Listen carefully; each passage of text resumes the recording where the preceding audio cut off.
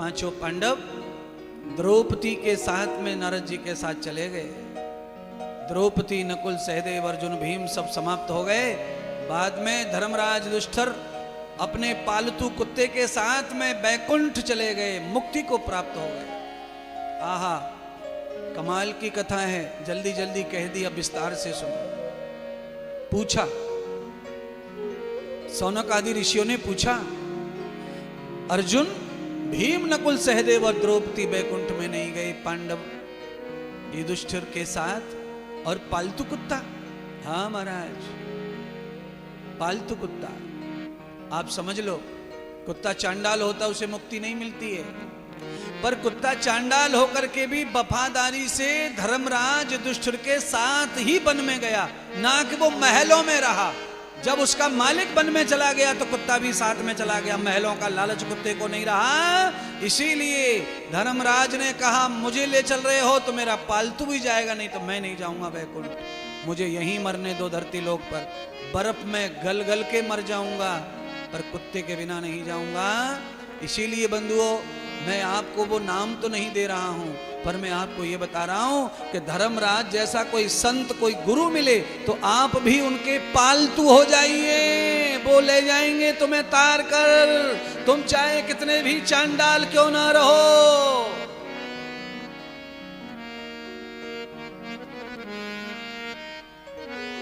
इसीलिए संत मिलन को चालिए,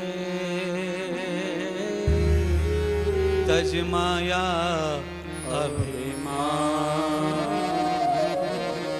जो जो पग आगे धरे, कोटिन यज्ञ समान, कोटिन यज्ञ समान। संत मिलन को जब जाओ तो समझ के जाओ, सारा अहंकार, बड़मपन, वाह वाह सब उतार के धर दो बगल में।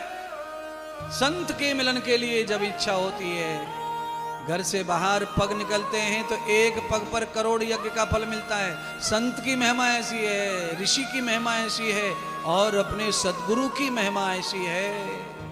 इसीलिए नारद संत थे, संशय के बिना, शंका के बिना पांचों पांडव चल दिए महाराज।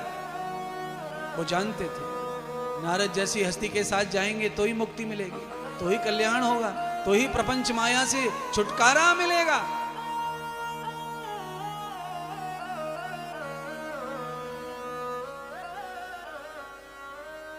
आपके लिए है कथा, मैं तो इस कथा को जानता हूं और जीवन भी वैसा ही जी रहा हूं।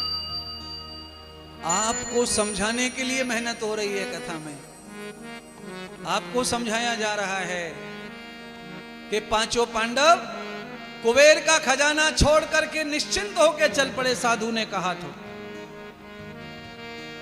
हाँ, और मैं खुद कई शिष्यों को कहता रहता हूं कि चलो अब बहुत हो गया, नौकरी इतने साल कर ली, इतने रिटायर हो गए, अकेले हो, बच्चे अमेरिका में हैं, तुम अकेले रहते हो, चलो हमारे साथ साथ धरती का भ्रमण कर लो, भारत का भ्रमण कर लो, प्रचार करेंगे, तुम खाओ हम खाएं, संग रहेंगे, सेवा करेंगे, गुरु का सानिध्य मिलेगा। पर लोग बुढ़ापे में अकेले घर में जी लेंगे, पर ना संत के साथ आने का मौका उन्हें नहीं मिल रहा है। क्यों? हो सकता है पांडवों जैसा पुण्य ना हो सकता है पांडवों जैसी बुद्धि ना हो सकता है पांडवों जैसे धर्मात्मा ना हो सकता है पापी उनका बोझ बनकर उन्हें खींच रहा हो।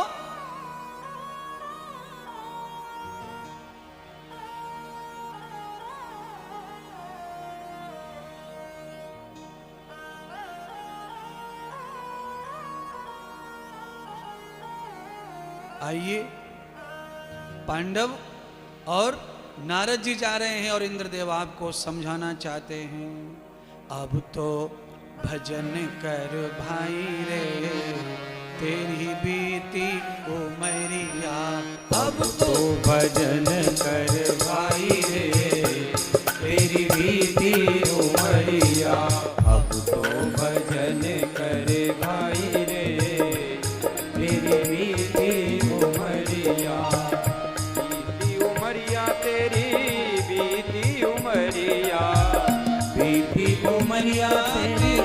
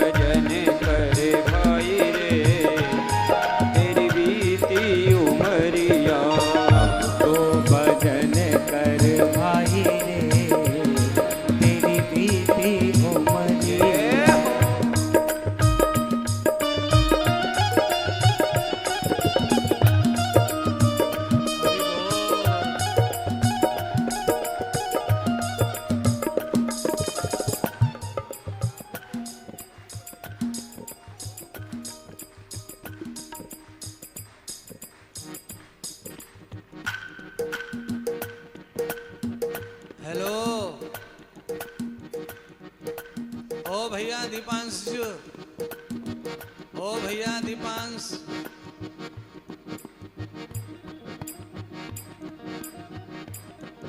हाँ हाँ हाँ, आपको ही आपको ही आपको ही आपको ही आपको ही, बिल्कुल यही कहना चाह रहा था। अब तो भजन कर भाई रे, वो तेरी बीती उमरिया, अब तो भजन कर भाई रे, तेरी बीती उमरिया, बीती उमरिया तेरी बीती उमरिया, बीती उमरिया तेरी बीती उमरिया, अब तो भजन कर भाई रे, तेरी बीती उमरिया, तो भजन कर भाई रे, तेरी बीती उमरिया, तो भजन कर भाई रे, तेरी बीती उमरिया।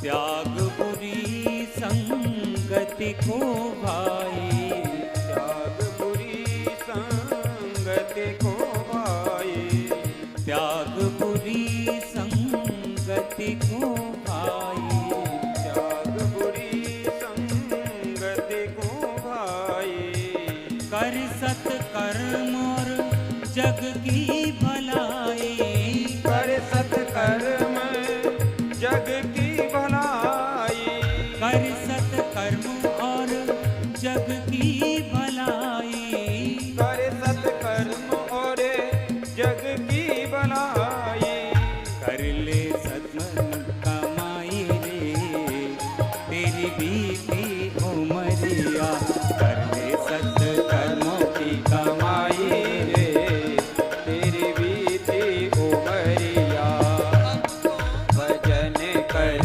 भाई रे, तेरी बीती उमरिया, बीती कर भाई रे, तेरी बीती उमरिया, तो भजन कर भाई रे, तेरी बीती उमरिया।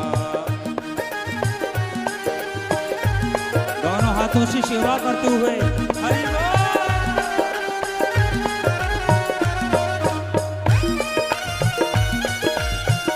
बोल सद्गुरुदेव भगवान की।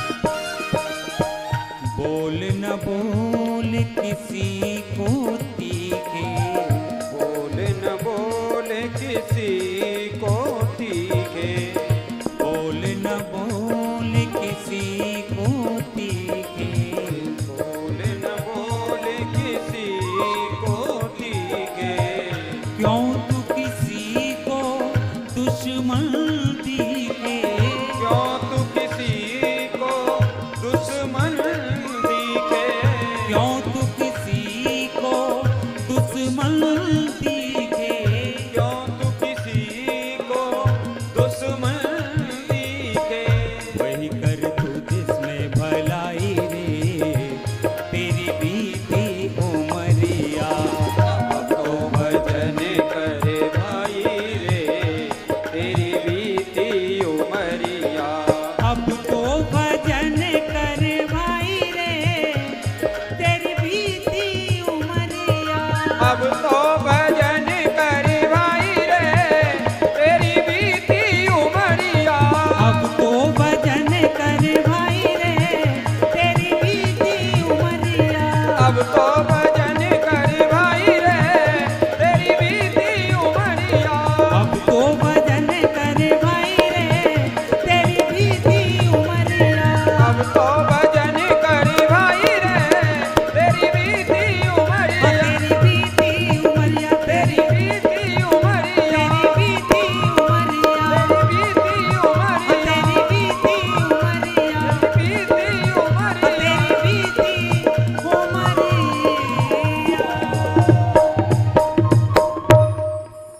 अब सब तज भज नाम प्रभु का, उसमें ही तेरी भलाई रे, ओ तेरी बीती उमरिया। अब तो भजन कर भाई रे, ओ तेरी बीती उमरिया। बहुत गई थोड़ी रही, और अब ये हूँ बीती जाए। बंधुओं, आपके लिए भजन गाया है। सावधान हो जाएं, आप सवर जाएं, समर जाएं। पांचों पांडव स्वर्ग सिधार गए, धर्मराज कुत्ते के साथ वैकुंठ मुक्ति को प्राप्त हो गए। इसीलिए हमारे इस सनातन वैदिक धर्म में गुरु की बड़ी महिमा है। हम सबको संतों का, भगवान और गुरुओं का पालतू बन जाना चाहिए। जो फालतू हैं वो भटकते फिरेंगे मोहल्ले मोहल्ले, और जो पालतू हैं उसकी सेवा पूजा सब करते हैं महाराज। आप ध्यान कर लो, पालतू कुत्ते में और फालतू कुत्ते में कितना फर्क है। अगर कुत्ता पालतू होता तो सोफा पे बैठ के कथा सुनता। वो फालतू कुत्ता है, इसीलिए कोई टिकने नहीं दे रहा उसे पंडाल में। आप कल्पना करें, यही हाल इंसान का है। आप किसी को भी फालतू नहीं रहना है। किसी न किसी अच्छे महात्मा से जुड़कर ही अपने जीवन को जियो। पालतू बनकर के जियो, किसी के प्यारे बनकर के जीवन को जियो। गुरु के बिना जीवन अधूरा है, भक्ति पूर्ण नहीं है, भगवान की कृपा अधूरी है बिना गुरु के। इसीलिए किसी अनंत महात्मा सन्यासी को चरणों में चले जाओ, उनको अपना लो। जिनमें ज्ञान हो, वैराग्य हो, मर्यादा हो, तप हो, तेज हो, सौंदर्य हो, ऐसे महात्मा की शरणागति हो जाइए। भक्ति मिलेगी, शांति मिलेगी, सुकून मिलेगा, और आपके खुद के जीवन को निरंतर धारा प्रवाह विकास मिलेगा। सदगुरु श्री सूत जी ने सौनक जी को कहा, पांडवों के जाने के बाद राजा परीक्षित ने अपने राज्य का निरीक्षण किया।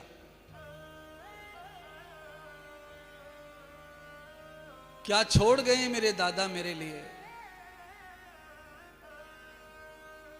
सारी धरती पर भ्रमण करने लगे राजा परीक्षित। अश्व पर सवार हो गए और चल पड़े दिशा टू दिशा। एक दिशा में गए, पहली बार उसी दिशा में राजा ने देखा कि एक बैल रास्ते में बैठा है जिसका पैर टूटा हुआ है, और एक बहुत दुष्ट प्राणी उस बैल को रास्ते से हटाने के लिए डंडों से पिटाई कर रहा है। दूसरी दिशा में राजा गए, देखा एक आदमी गाय को बांध कर मार रहा है, आरे चला रहा है गाय के ऊपर आरे। ओ भैया इधर बगल में कथा चल रही है प्रसाद वालों।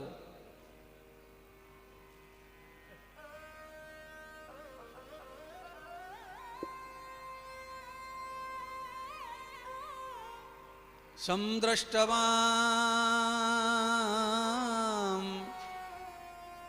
यद्भावभूरिम्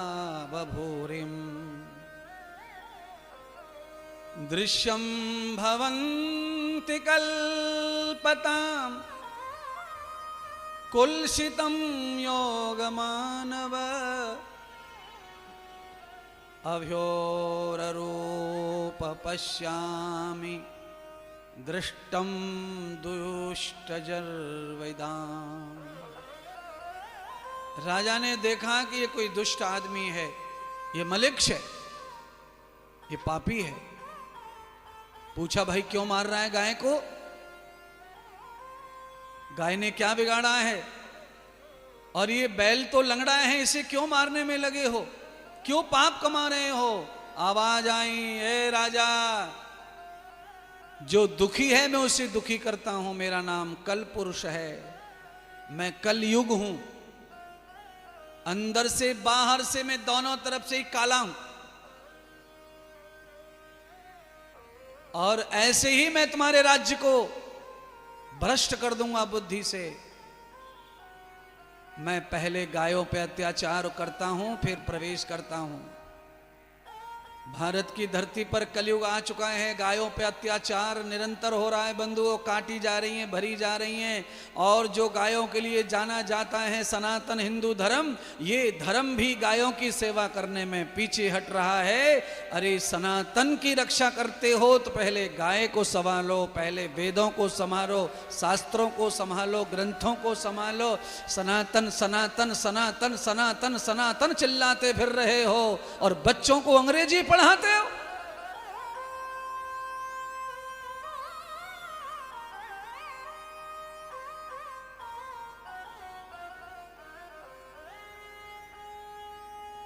सनातन को बचाने वाले पहले आचरणवान बनो, सनातन को पहले खुद धारण करो। सनातन में दारू वर्जित है, सनातन में मांस खाना वर्जित है, सनातन में गुटखा तंबाकू खाना वर्जित है। ये सारा वर्जन लिखा हुआ है, रामायण से लेके महाभारत से लेकर के गीता भागवत सब में लिखा हुआ है। हमारे सनातन में सत्यनारायण की कथा भी अगर सुननी हो कोची पंडित जी से, तो भी यजमान को नहा धोकर कोरे कपड़े पहनकर बैठना पड़ता है। ऐसी मान्यता है महाराज। और आप सनातन की रक्षा करते हो दारू पीकर, गौ रक्षा करते हो गुटखा खाकर, तंबाकू खाकर, दारू पीकर। धर्म की रक्षा करने के लिए पहले खुद धर्म की रक्षा के लिए स्वयं धर्म धुरंधर बनो, पहले स्वयं धर्म को धारण करो। पहले सनातन की परिभाषा खुद जानो और फिर हम और आप सब मिलके सनातन का प्रचार करेंगे, सबको सनातनी बनाएंगे। पर सनातन की भीड़ में न जाने कितने ऐसे भेड़िया हैं जो सनातन को अंदर ही अंदर खोखला कर रहे हैं महाराज। कहावत, घर का भेदी कोई और नहीं रहता है। सनातन को सनातनी नष्ट कर रहे हैं। गांजा पी रहे हैं, गांजा, चिलम लगा रहे हैं, सिगरेट फूक रहे हैं, दारू पी रहे हैं, एकादशी का व्रत कर रहे हैं।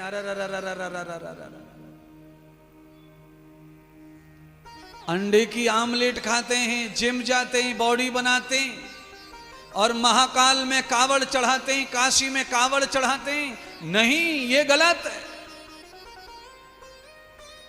एक साथ में दो मयान में तलवार कैसे?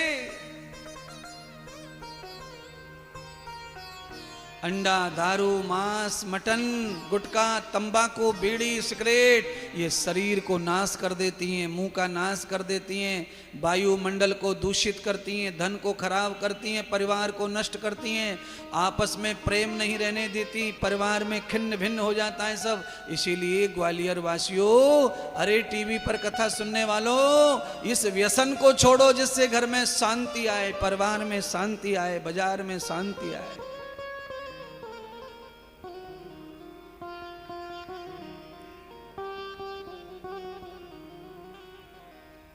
सदगुरु भगवान कहते हैं राजा परीक्षित का युद्ध हुआ कलयुग के साथ। कलयुग को राजा परीक्षित ने धराशायी कर दिया, पटक लिया, छाती पर बैठ गए राजा परीक्षित और कलयुग चरणों में गिड़गिड़ा करके प्राणों की भीख मांगने लगा। हे राजन, तुम हस्तिनापुर चक्रवर्ती राजा हो और माफी मांगने वाले को चक्रवर्ती राजा मारते नहीं है। तुम्हारे हस्तिनापुर की यही रीत और परंपरा है, मुझे प्राण दान दे दो। राजा परीक्षित ने अपने राज्य की गरिमा को रखते हुए, अपनी वीरता और मानवता का साहस करते हुए कलयुग को माफ कर दिया। महाराज, आपने मुझे माफ तो कर दिया, अब आप मुझे कहीं रहने की जगह बता दो, मैं आ गया हूं। तो राजा ने कलयुग को 4 स्थानों पर जाने के लिए कहा। जाओ, मदिरा में प्रवेश कर दो, जुआ में प्रवेश कर लो, शरीर बेचने वाली महिला में प्रवेश कर लो, और जहां अकारण ही हिंसा होती हो, लड़ाई झगड़े होते हो, उस झगड़े में प्रवेश हो जाओ। ये 4 जगह कलेश यानी कलयुग बताया है। अरे बहनों भाइयों, इन 4 जगह को छुओगे तो तुम कलयुग के प्रभाव से बचोगे नहीं, वो कलेश तुम्हारे गले की फांस बन जाएगा। इसीलिए घर में कलह मत करो, कलयुग आ जाएगा। घर में दारू मत पी के आओ, कलयुग आ जाएगा। घर में पत्ते जुआ खेल के मत आओ, कलयुग आ जाएगा।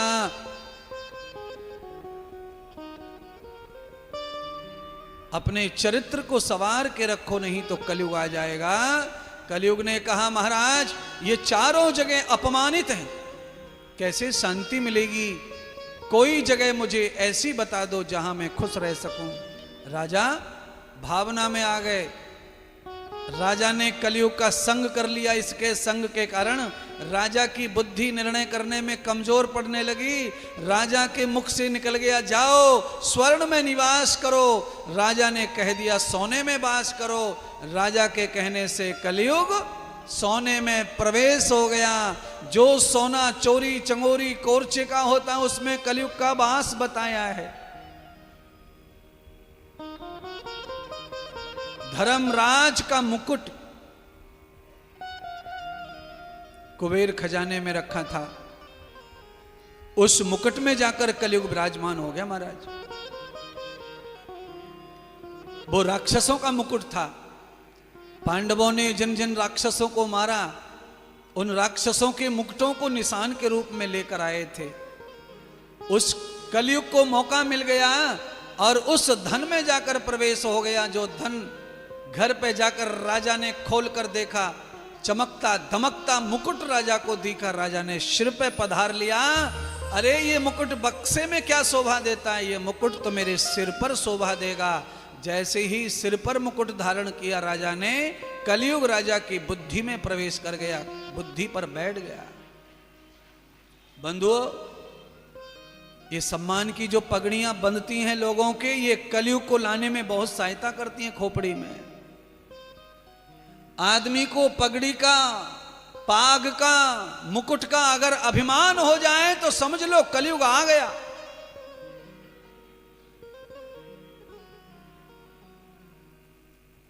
इसीलिए बचा करो ज्यादा से ज्यादा सम्मान से।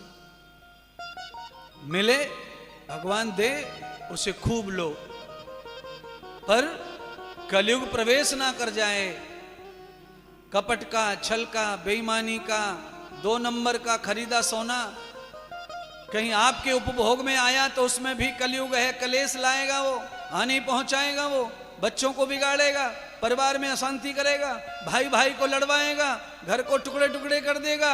ये कलयुग है, कलेश लाता है, झगड़े लाता है, शैतानी लाता है। इसीलिए घर में पवित्र धन ही लाओ, घर में पवित्र सोना खरीद के लाओ। अपनी हाथ पैर की मेहनत का सोना पत्नी को पहनाओ, आप भी पहनो।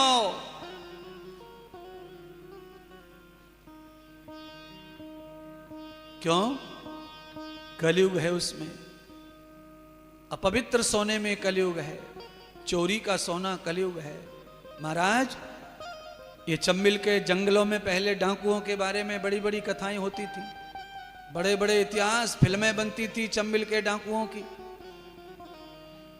वो भी बहुत सोना ले जाते थे उठा उठा के, घोड़ों पे लाद कर, पर उनको खाने को रोटियां नहीं मिलती थी, क्योंकि चोरी का सोना कभी काम आता नहीं है। महाराज, आपके हमारे घरों में से भी कभी कभी सोना चोरी हो जाता है। चोरी हो गया सोना, आपको हानि पहुंच गई, पर जो चोर चोरी करके सोने को ले गया है, काम उसके भी सोना नहीं आता है। उसे भी दारूड़ा बना देता है, उसे भी ज्वाहरी बना देता है, उसे अय्यास बना देता है सोना, क्योंकि कलयुग है सोने में। चोरी का सोना, चोरी का धन, चोरी का भोजन कभी शांति से कोई खा सकता नहीं है। आपने देखा होगा कुत्ते को, कभी कभी कुत्ता चोरी करके रोटी लेके भागता है तो उसे खाता नहीं है, भागता जाता है, भागता जाता है, भागता जाता है, और किसी कोने कांथड़े में गली में जाके रोटी को छुपा देता है।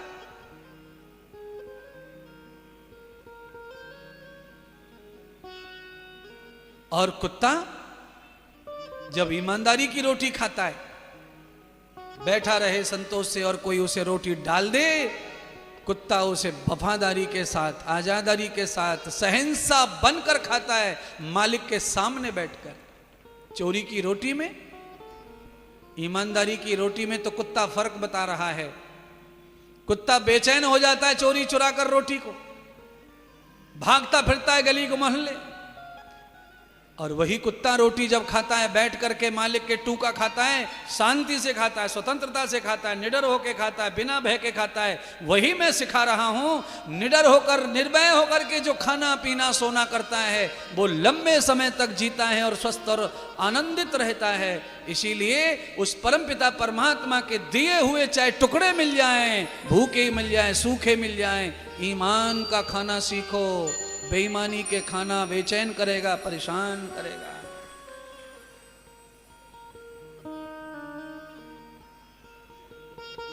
राजा की बुद्धि में कलयुग बैठ गया तो राजा के विचार कैसे हो गए?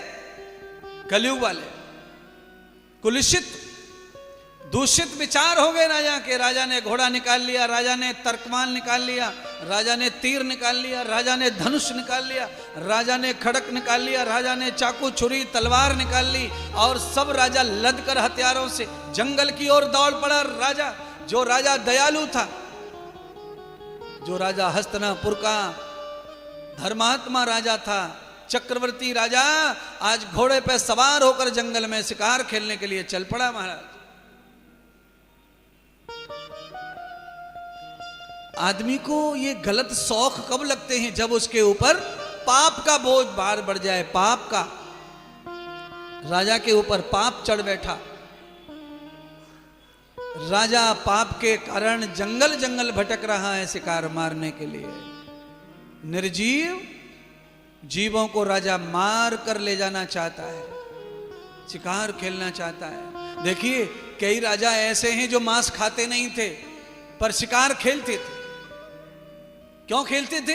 क्योंकि पहले युद्ध के लिए ट्रेनिंग देनी पड़ती थी, निशानेबाजी, तीर की, धनुष की, तलवार की, तो वो जानवरों के साथ ही ये सब अपनी प्रैक्टिस करते थे, पर वो मांसाहारी नहीं थे। गलत तो वो भी था अपने स्वार्थ के लिए, पर सारा विज्ञान मेडिकल का भी जीवों पर ही रिसर्च करता है, फिर मनुष्य की दवाइयां बनती हैं। पहले जीव जंतुओं पर भी उनका उपयोग हो जाए, कोई चूहा मर जाए तो मर जा, बहुत बड़ी हानि नहीं है चूहा मर जाने से। इंसान को बचाने के लिए डॉक्टर जो है दवाई बनाते हैं, मशीनें दवाई बनाती हैं, वैज्ञानिक दवाई बनाते हैं। ऐसे राजा महाराजा पहले अस्त्र शस्त्र धनुष बाण आदि का निशाने चिन्ह अभ्यास करने के लिए जंगलों में जाकर के जानवरों से युद्ध करते थे। ऐसे राजा का भी दिमाग हो गया कलयुग के प्रभाव से। राजा दिन भर शिकार खेलते रहे बंधुओं, अनेक शिकार राजा ने खेले। अंत में राजा शिकार खेलते खेलते खेलते खेलते पाप में राजा प्रवृत्त हो गए। दिन भर शाम को सूर्य अस्तांचल में चला गया, अंधेरा हो गया, राजा को पता ही नहीं चला।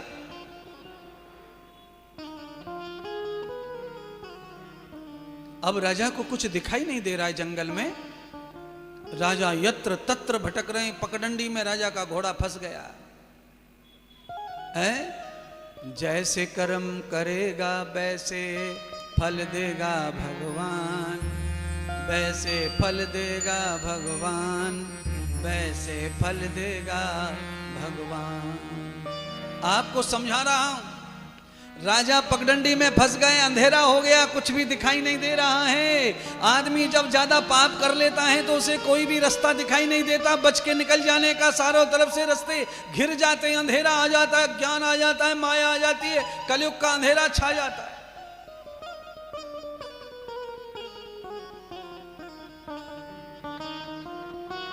राजा को प्यास लगने लगी जोर जोर से। हाय पानी, हाय पानी, हाय पानी।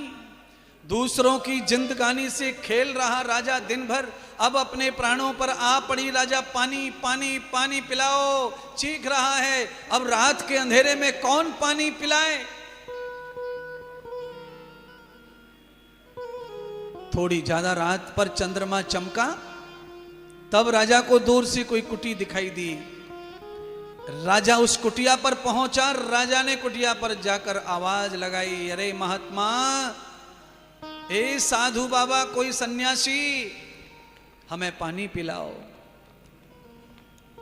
हम राजा चक्रवर्ती सम्राट परीक्षित जंगल में शिकार खेलते खेलते फंस चुके हैं, अब प्यास लग रही है। अगर हमें पानी नहीं मिला तो हम मर जाएंगे। अंदर समाधि में बैठे थे समक ऋषि, सरंगी ऋषि के पिता। राजा की आवाज समक ऋषि को सुनाई नहीं पड़ती, क्योंकि समक ऋषि के शरीर पर दीमक बनी है, कान में दीमक लगी है। 1000 वर्षों से वो ऋषि तपस्या कर रहे हैं, आवाज नहीं सुनी गई, कान बंद थे दीमक से। राजा को लगा महात्मा निष्ठुर है, पत्थर हृदय का है, ये महात्मा नहीं है। महात्मा दयालु होते हैं, रुई के समान हृदय होता है। महात्मा चींटी को भी मरता नहीं देख सकते, ये इंसान को मरते तड़पते देखता है दरवाजे पर। ये कैसा महात्मा है। राजा को अहंकार और कलयुग ने पाप करवा दिया, महात्मा का अपमान करवा दिया। मरा हुआ सांप झाड़ी में पड़ा था, राजा ने उठाया और महात्मा के गले में डाल दिया। तू महात्मा माला और फूलों के लायक नहीं है, तू इसी लायक है, तूने मुझे पानी नहीं पिलाया, तू कैसा महात्मा है। जैसे ही गले में सांप डाला, बिजलियां तड़कने लगी, बादल गरजने लगे, तूफान आ गए, भूचाल आ गए, सूखती नदियां बाढ़ से प्रभावित हो गईं। शमक ऋषि के पुत्र स्नान कर रहे थे नदी में, आकाशवाणी हुई, ए मूर्ख राजा, तूने मेरे पिता का अपमान किया है। मरा हुआ सर्प गले में डालकर मैं सरंगी ऋषि अपने पिता का प्रतिशोध लेता हूं। अगर मैंने स्वप्न में भी पिता का आज्ञा नहीं तोड़ी है, और आज मेरा अखंड भजन अगर मेरा अखंड है, मैंने कभी धोखा नहीं किया भगवान के साथ, तो मैं ये श्राप देता हूं कि तुम राजा 7वें दिन इसी मरे हुए सांप से तुम्हारी मृत्यु होगी। ये सांप जीवित होकर तुम्हारा काल बनकर आएगा। आकाशवाणी को सुनकर राजा परीक्षित थर थर कांपने लगे। महाराज,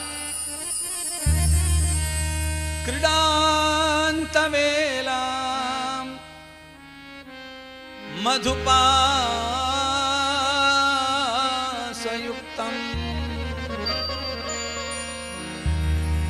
अधीर धीर महाम मति यानि घातम परिदो